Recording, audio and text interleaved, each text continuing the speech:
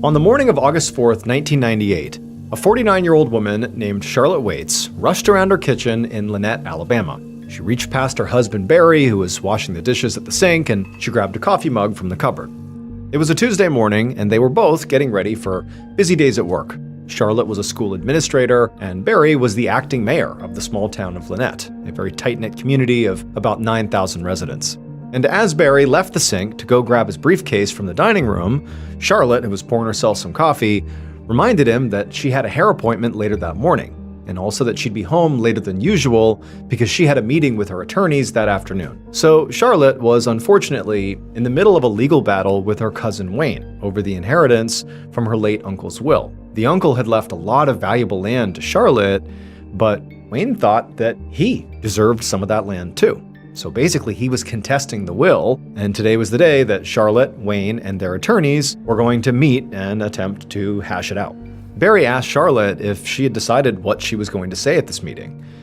And Charlotte shook her head and said no, and said she was still kind of thinking it over. Now, she knew she didn't want to just give up the land, but she also knew that she didn't necessarily want to risk tearing her whole family apart over money. Barry walked over to her and put a hand on her shoulder and reassured her that whatever happened, the family would get through it. Then he gave her a kiss on the cheek, and he left for work. Once he was out the door, Charlotte left the kitchen and went upstairs and knocked on the bedroom door of her 17-year-old daughter, Kara. And as soon as she did this, Charlotte heard a groan from inside the room. So Charlotte opened the door up, and she found Kara curled up in bed. And Kara was looking very tired and very pale. But, Charlotte knew this was not just a teenager who didn't want to, go to school or something. The reason that Kara looked the way she did and was sounding the way she did is because Kara was pregnant, and she was dealing with pretty obvious morning sickness. Now, Charlotte was not thrilled about her 17-year-old daughter being pregnant.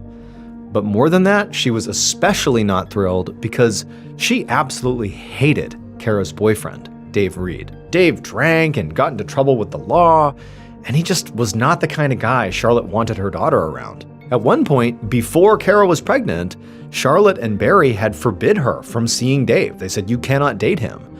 But in secret, the two had continued to see each other, and now Kara was pregnant. And so Charlotte really couldn't help but feel deeply disappointed in her daughter. But she also knew her daughter was going to need a lot of support from her, not just to finish high school, but also to be a teen mom. And so for right now, Charlotte was just trying to keep the peace. So with that in mind, Charlotte stepped into the bedroom and asked Kara how she was feeling. And Kara just kind of shrugged and said she was okay, just a little nauseous. Charlotte was sympathetic and nodded along and kind of helped straighten up her room for a second. And then she reminded Kara that her older sister Heather was coming home from college that night, and so it would be nice if they all had dinner together as a family. And Kara said, she did have a babysitting gig for basically the whole day, but she promised she would make it home for dinner. Charlotte was pleased and told Kara she would see her later that night, and then she said she had to get to work. So Charlotte left the bedroom, went downstairs, grabbed her purse, and then out the door she headed to the garage to go to her car. Later that same morning, around 11:30 a.m., Charlotte drove back down her quiet residential street toward her house. She lived in a respectable upper-middle-class neighborhood where basically all the neighbors seemed to know each other, and historically crime had been very low.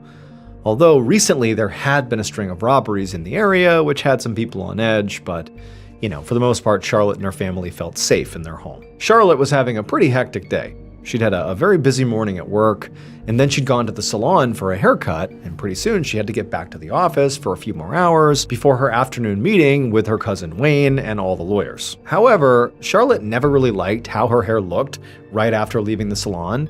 So first, she wanted to stop by her house and restyle it herself before heading back to work and finishing up her day. So she pulled into her garage and ran inside the house and went straight upstairs right to the bathroom. And as she was plugging in her blow dryer, she heard a door open downstairs. And the sound surprised her because she thought that Kara was off at her babysitting gig. And Barry, her husband, usually didn't come home during his lunch break. So she set the blow dryer down and went to go see who it was. A few hours later, around 4:30 p.m., Charlotte's 21-year-old daughter, Heather, pulled up to the house.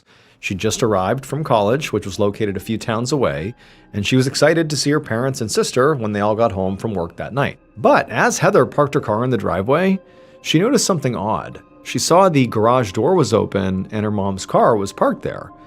And this surprised her because when she had spoken to her mom on the phone the day before, Charlotte had said she probably wouldn't be home until around 6. But Heather didn't think much of it, so she just grabbed her laundry hamper and a couple of grocery bags filled with her stuff out of the back seat of the car. And then as she walked into the garage to make her way into the house, she saw the door that led into the house was actually already open, but just a crack, which was kind of odd. Like, there's no reason that door would be left open. And so now, sensing that maybe something was off here, Heather walked up and slowly pushed that door open, and she just called out for her mother to see what she was doing, but there was no answer. And so Heather stepped into the house, into the kitchen, and set down her hamper and the bags, and then she began walking around the first floor of the house to just see where her mom was. She didn't hear her, she couldn't see her. She's just walking around, and as she rounded the corner into the foyer, she saw her mom. But her mom was laying at the foot of the stairs, totally motionless. Heather immediately ran to her mom and just grabbed her to see if she was okay, but when she touched her mom's leg, it was ice cold. And so she ran into the other room, picked up the phone, and called 911. A few minutes later, Lieutenant Richard Carter of the Lynette Police Department sped down Charlotte's residential street with his lights flashing and siren blaring. He was responding to a 911 call about a woman who had been found unresponsive, and he'd been very surprised when the dispatcher told him whose house this woman had been found inside of. It was the home of the town's mayor, Barry Waits. Now, as he pulled up in front of the home, he saw this young woman come running out the front door, crying hysterically. And so Lieutenant Carter, he stopped his car, he got out, and he intercepted the young woman, who begged him to come in and help her mom. And so Carter and this young woman rushed over to the house, and then he told her to stay outside while he went in and investigated. And so she did. She stayed out front and just quietly wept to herself, while Lieutenant Carter stepped through the front door, and right away, right inside, he saw what appeared to be a middle-aged woman lying on her back at the bottom of a staircase, and she was totally motionless. Nearby, the contents of a purse were strewn all across the floor. Carter immediately knelt down and felt for a pulse on this woman, but there was nothing. And so Carter, he stood back up and just kind of assessed the scene, and what he noticed was there was foam at the corner of this woman's mouth. So he wondered if maybe she had had a seizure or some sort of allergic reaction at the top of the stairs and sort of had lost her balance and maybe fell down the stairs and the fall had killed her. But then he also noticed there were definitely a few drops of blood on the front of her blouse. And when he looked closer at her face, he noticed there were pretty obvious scratch marks on her chin and also a red mark around her neck. And he realized this woman likely had not just fallen down the stairs. She'd been attacked, beaten, and potentially strangled.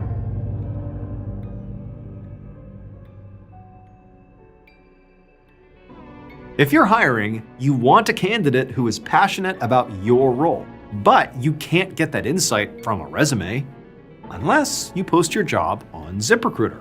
And now you can try it for free at ziprecruiter.com/Ballen. I remember hiring someone who checked all the boxes, but what really sold it was just how interested they were. You could tell they had already bought into the role and wanted to grow with it, and that really made a huge difference. And that was thanks to ZipRecruiter's powerful matching technology that finds qualified candidates quickly. And ZipRecruiter has a new feature that shows you the most interested qualified candidates first, so you meet the right people faster. Candidates can tell you in their own words why they're interested in your job. Find candidates who really want your job on ZipRecruiter. 4 out of 5 employers who post on ZipRecruiter get a quality candidate within the first day. Try it for free at ziprecruiter.com/Ballen. Again, that's ziprecruiter.com/Ballen. Meet your match on ZipRecruiter. Later that day, around 5 p.m., Lieutenant Richard Carter sorted through a pile of dirty laundry on the floor of Charlotte Waits' laundry room. For the past half hour, he'd been scouring the crime scene for clues, and now he was holding 2 white towels that were dotted with reddish-brown spots that looked like blood that had just begun to dry. He called over a forensics officer and told him to take the towels into evidence. He couldn't be sure yet that the blood was even Charlotte's, but if it was, it could be a potential clue. After searching the whole house, Carter actually had a pretty strong theory about what had happened to Charlotte. There were no signs of forced entry, and the TV and other valuables were still in the home. Charlotte's purse had been dumped out on the floor just a few feet away from the stairs, but her cash and her credit cards were still in her wallet. So Carter did not think this was a robbery gone wrong. He thought maybe the killer just kind of dumped out the purse at the end to make it seem like a robbery, but it was a weak attempt. This did not seem like a robbery.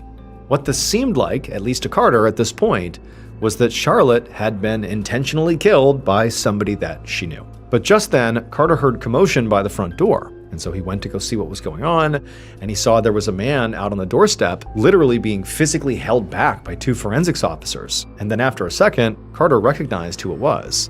It was the town's mayor, Barry Waits, the victim's husband. The officers were trying to keep him outside, but Barry pushed past them, and right away, he saw what they were kind of keeping him from, which was his wife's body laying there on the floor, obviously dead. And when Barry saw that, he just froze and began to hyperventilate. At this point, Carter didn't try to force Barry back outside. Instead, he gently grabbed Barry's arm and led him into the next room and sat him down on the couch and just tried to get him to calm down, but it was like he couldn't. Barry was gasping and really was struggling to breathe, and then he actually doubled over and clutched at his chest. And Carter thought maybe he's having a heart attack. And so instead of trying to talk to him, he just yelled for somebody to call an ambulance. Later that same night, around 8 p.m., Lieutenant Carter stepped into the lobby of the local hospital's emergency department. He showed his badge to the nurse at the front desk and then asked to see Barry Waits. But the nurse said he would have to wait because they were still running tests on Barry and he couldn't have any visitors until they were sure he was stable. And Carter was pretty disappointed to hear this. Not because he was, desperate to get in there and console the mayor. It was actually because he needed to talk to the mayor. This is the spouse of a potential murder victim. He needed to know what Barry knew. And so he turned to leave, but before he did, he noticed sitting in the waiting room was Barry and Charlotte's daughter, Heather, who, Carter and Heather, they had spoken for a few minutes back at the house earlier that day when, Heather was the one who came running out and directed him into the house.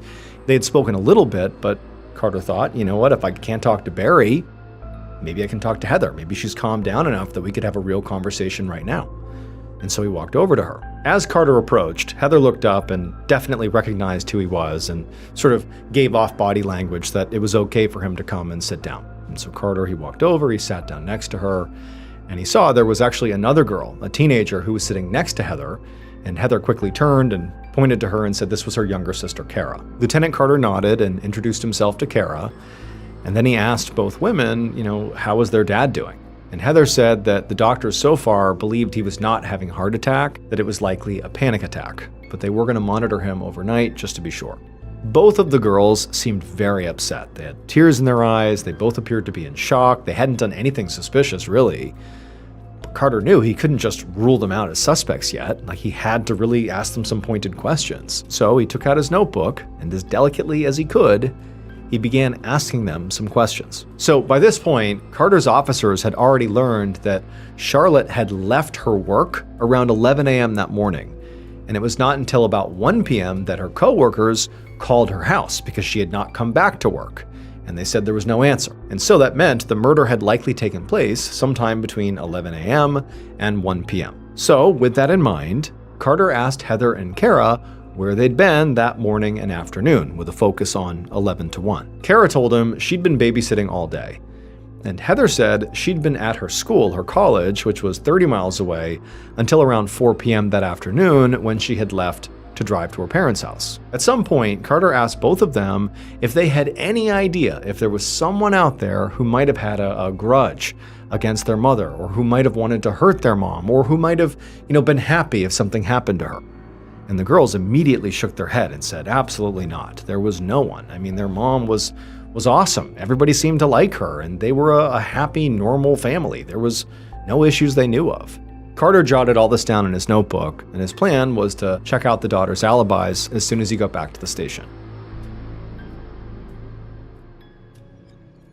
The next day, Lieutenant Carter was at the precinct debriefing with the other investigators on Charlotte's case. He'd listened to the local news on the radio while driving to work that morning, and since Charlotte was the acting mayor's wife, her murder was all anybody in town could talk about. So Carter was really feeling a lot of pressure to solve this case quickly. Now, by this point, he had already followed up on Heather and Kara's alibis, and they had both checked out. Neither of the daughters could have been home between 11 and 1. So Carter had officially ruled them out as suspects. And so now the other officers were going around the room, basically updating Carter on what they had done the night before. And Carter was admittedly a little frustrated to hear that after they had questioned Charlotte's neighbors and coworkers right after they had gotten to the scene, that had not led to any new suspects. And also, another point of frustration was the one person who likely would be able to help them the most, at least at this point in the investigation, was the acting mayor, Barry, Charlotte's husband. But he was still in the hospital and so was not being allowed to speak to them. But just as Carter and the others were sort of scratching their heads wondering what they were going to do next, the front door of the precinct opened, and who walked in but Barry Waits. A few minutes later, Lieutenant Carter and Barry were sitting in Carter's office. Barry said he had just been released from the hospital, and they had determined that his heart was fine, and he really had just had a panic attack. So as soon as he was out of the hospital, he'd come right over here to see what he could do to help with the investigation. And so Carter asked Barry to walk him through what he had done the previous day, the day Charlotte was killed. Barry said that on top of being the acting mayor, he was also the head of the local National Guard armory, and he had been attending to business at the armory all day. He did say he left at some point to get a haircut, maybe mid-morning, but the barbershop was closed, so he went right back to work, and he had stayed there until around 4:30, when he got a panicked phone call from his daughter Heather telling him their mom was unresponsive in the house. As Barry spoke, Carter actually primarily was just looking at Barry's hands and arms to see if there were any scratches or cuts or bruises, because the running theory, based on what they saw at the crime scene, is that Charlotte put up a fight against her attacker before she was killed, and so presumably there should be wounds of some kind on the attacker, and probably on their hands and arms. But as Carter stared at Barry, there were no visible injuries at all. And also, Barry's story seemed very linear, very simple, and he seemed very earnest about it and eager to help.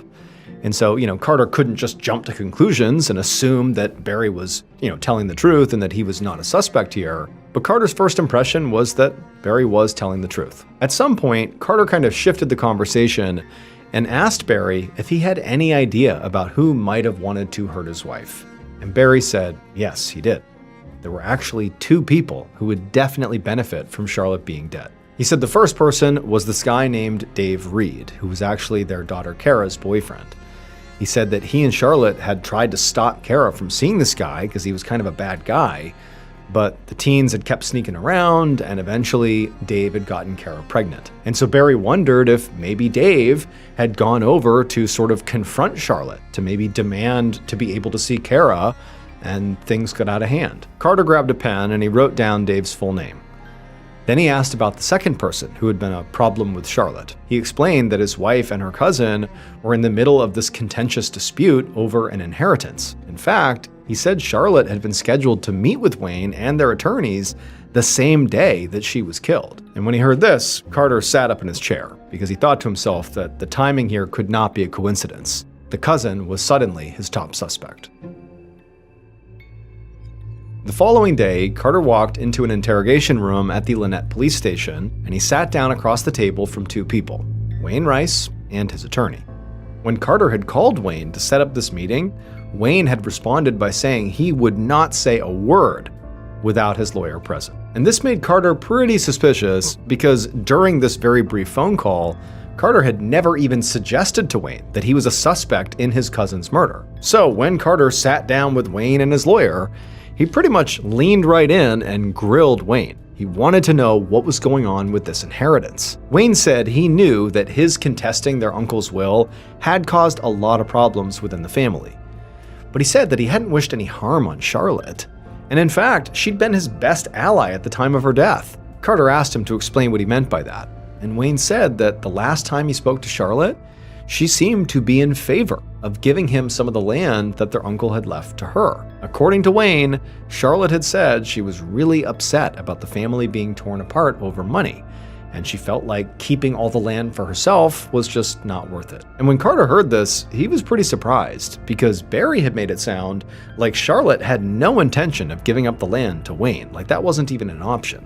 So Carter wondered if anything Wayne was saying here was even true. He asked Wayne for his alibi, and Wayne said he'd literally been at work all day at an aluminum processing plant just outside of town. He said he hadn't even left for lunch, something he typically did, like he was at work truly all day. And then he also gave Carter the names of several coworkers who could confirm his whereabouts. Before Carter let Wayne go, he asked him if he could take his fingerprints. And Wayne immediately looked at his attorney, and his attorney kind of nodded at him. And so Wayne looked at Carter and said, "Okay." Later that same day, Carter sat down with the other suspect on his list, Kara's boyfriend, Dave. Dave was very moody and standoffish and just seemed kind of annoyed that he was even there. When Carter asked him if he knew why he'd been called to the station in the first place, Dave just kind of sighed and said, "Yeah, I do." He'd heard about what happened to Kara's mother, and he knew, given his contentious relationship with her and her husband, that of course he was going to be viewed as a suspect, which to him was absurd. And so Carter actually just asked Dave point blank about his relationship with Kara's parents. And Dave would admit that, yeah, they definitely didn't like him. But Dave insisted he would never hurt Charlotte, or Barry for that matter, and he hadn't even been in town the day that she was killed. He'd been at work all day at a landscaping job miles away. Carter asked for the names of some of Dave's coworkers to verify his alibi, and he also asked him to provide his fingerprints, to which Dave sort of rolled his eyes and said, "You're wasting your time," but he said he would do it just because he wanted to clear his name. A couple of weeks later, in the middle of August, Lieutenant Carter sat at his desk flipping through Charlotte's autopsy report, which he had just received from the medical examiner. And he realized that Charlotte's murder had been even more brutal than he had thought. It turned out the murder weapon had been Charlotte's own blouse. Her killer had grabbed the strings dangling from her neckline and then used them to strangle her to death. She'd also received a pretty serious head injury that could have been fatal on its own, and she also had a broken wrist. Now, this level of violence made Carter feel even more sure that this murder had to have been personal. But as he read deeper into the report, the evidence seemed to paint a different picture. There were 3 sets of fingerprints found at the crime scene, and 2 of them belonged to Barry and Kara, which was not a surprise because they lived in the house. But the 3rd set of prints was actually unidentified, and it wasn't a match for any of the suspects on Carter's radar, including Kara's boyfriend Dave and Charlotte's cousin Wayne. So at this point, Lieutenant Carter just felt kind of stuck. Also, Barry, Wayne, and Dave's alibis had all checked out as well, so truly his list of suspects was basically down to 0. So if Charlotte had been killed by someone she knew, which was the initial running theory, Carter was going to have to dig even harder to find out who it was.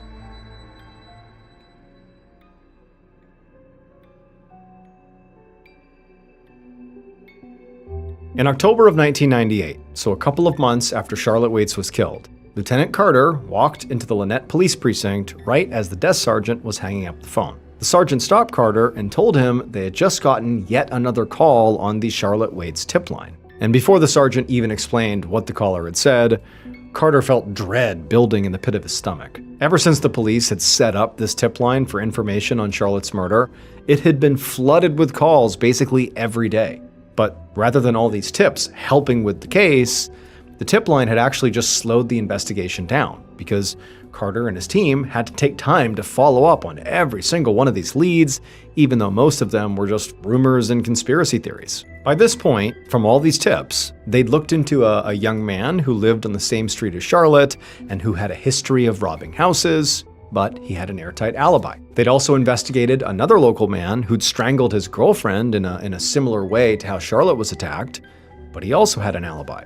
Carter had even driven all the way to Georgia to investigate a tip that a small-time criminal had bragged at a party about killing Charlotte, only to find out this small-time criminal had an alibi too, and that the tipster had made the whole story up just to get him in trouble. Also, in addition to these new suspects having alibis, their prints didn't match the prints found at the crime scene, that 3rd set of prints.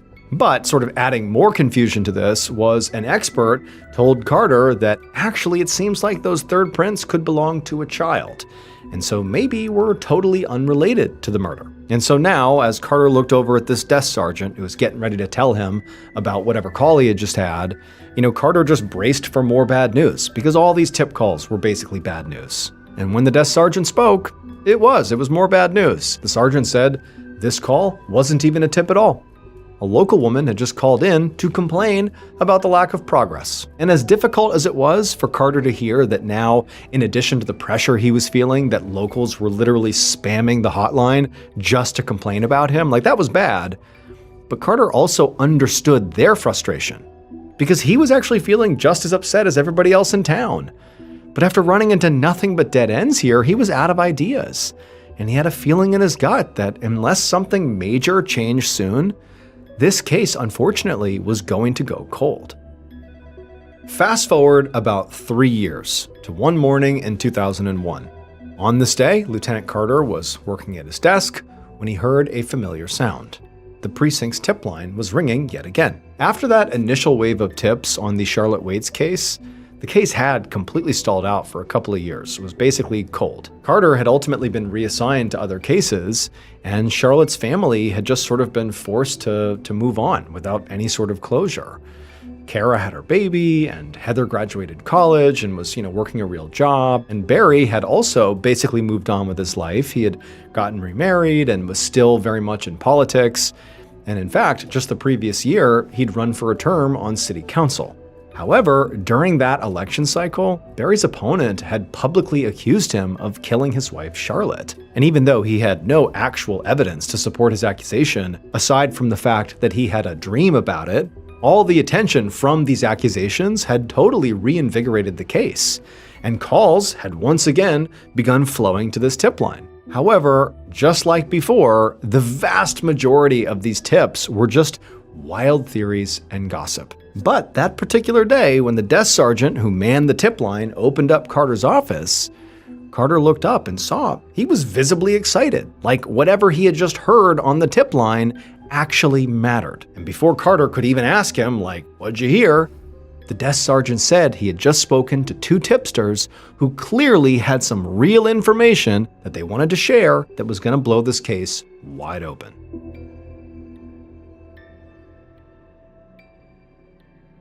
Based on that crucial tip, forensic evidence, and witness testimony, this is what police believe happened to Charlotte Waits on August 4th, 1998.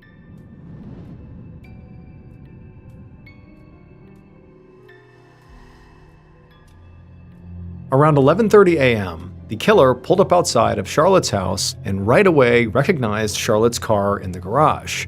And when they saw it, their heart raced with excitement because they hadn't been sure that she'd even be home. But clearly, the killer had gotten here right at the right time. So they parked at the end of the driveway, and they walked up into the garage, and they walked over to the door that led into the house. And they tried the handle and found it was unlocked, so they opened it up. The killer stepped inside the kitchen, and right away, they heard footsteps on the second floor. And they knew it had to be Charlotte. There was nobody else home. So the killer closed the door, they went around to the stairs that led to the second floor, and up they went. And right as the killer reached the second floor hallway, Charlotte came out of the bathroom and saw them. And Charlotte was definitely very surprised to see them standing there. But the killer immediately just asked her a question, point blank. And when she answered the question, it was not what the killer wanted to hear. And so the killer tried to get her to change her mind, to answer this question differently, but the conversation quickly escalated into a full-blown argument.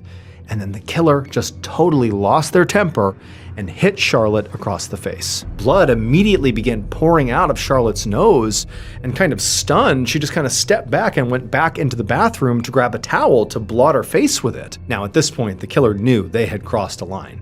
And so persuading Charlotte at this point to do what they wanted was clearly out of the question. This was a no going back moment. So as Charlotte came out of the bathroom with this towel on her face looking totally shaken up, the killer walked up and grabbed her from behind, and they clutched the strings that were hanging from the neckline of her blouse, and they pulled them tight around her neck. And so Charlotte began gasping for breath and trying to fight them off, but the killer absolutely had her in this chokehold. And then finally, when Charlotte had lost enough oxygen that she stopped struggling, the killer let go of the strings and then kicked her down the staircase. And when the killer saw what they had done, when they saw Charlotte at the base of the stairs, obviously motionless, very likely dead, the reality of what they had just done, it hit them. And so in a panic, they grabbed the bloody towel that Charlotte had dropped.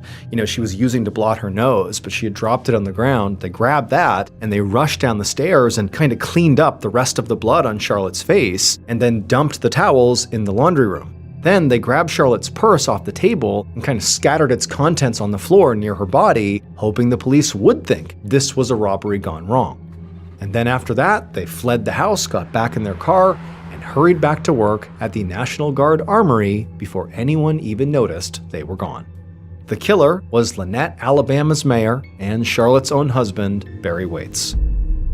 Barry had secretly gotten into a lot of debt, and he needed the full inheritance from Charlotte's uncle to pay it off. And so when Barry went to his own home in the middle of the day and basically confronted Charlotte and asked her, "What do you plan to do at this meeting with Wayne? Are you going to give him some of this inheritance?" And she told him that yes, her plan was to settle and split the inheritance. Well, when Barry heard that, he snapped and he killed his wife. Not just because he was mad at her for her decision, but also because he needed more money. He's thinking, okay, I'm going to get half of this inheritance because she's given the other half to Wayne, but if I kill her, I'll get her life insurance policy and then together I'll have enough to pay off my debts. However, when the insurance company went to pay out the claim, because Barry early on in the investigation was clearly a suspect in his wife's murder, the company would not pay him the money. Instead, they paid the insurance money to their daughters. But a couple of years later, Barry still tried to get his hands on that money by tricking his own daughters into signing it over to him. But when Heather and Kara realized what he was doing, they finally saw their father for what he was. And so it was the daughters who were the tipsters who broke this case wide open. They told Lieutenant Carter everything they knew about their dad's very suspicious behavior, along with his clear financial motives for the murder. They also said that their father had intimidated them into hiding information from the police and had even called in fake tips to redirect attention away from himself. Barry Waits was arrested in February of 2006, and 9 months later, he was found guilty of first-degree murder. He was sentenced to 40 years in prison.